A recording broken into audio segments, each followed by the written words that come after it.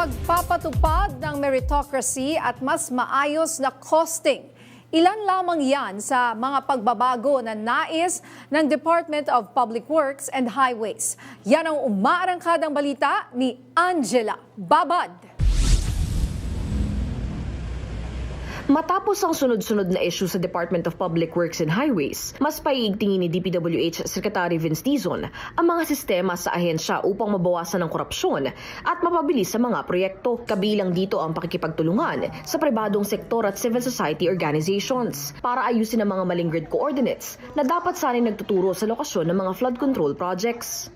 Clearly, ginamit yung mga iba't ibang mga sistema ng DPWH para magtago ng mga kalokohang ginawa ni ganitong mga nakaraang taon na, nakaraang dekada na. So, kailangan nating i-insulate yung mga sistema from human manipulation and human intervention.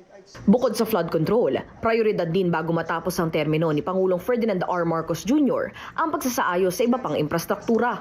Ngayon, hindi lang flood control projects ang No, ang daming mga problema ng mga proyekto sa DPWH na nakita naman natin. No? Maraming mga nakatenggang mga tulay, nakatenggang mga kalye.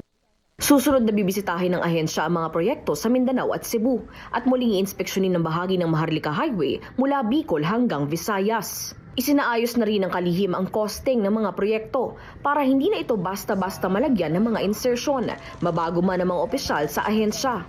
Samantala, nagsimula na rin ang DPWH Campus Fair kung saan umiikot ang mga ahensya sa mga universidad para hikayatin ang kabataan na magtrabaho sa gobyerno. Kasabay nito ang pagpapatupad ng meritocracy. Kailangan din gawin nating tunay na meritocracy yung department. Hindi na yung pagkakasan, padri-padrino.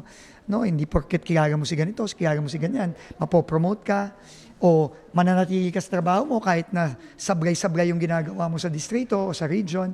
Wala na yon. Nababagawin na natin yun. Talagang kung sinong dapat ma-promote, dapat magtagal sa pwesto, yung mga talagang nagpa-perform. No? So, yun ang gagawin natin, yun ang ginagawa na natin ngayon.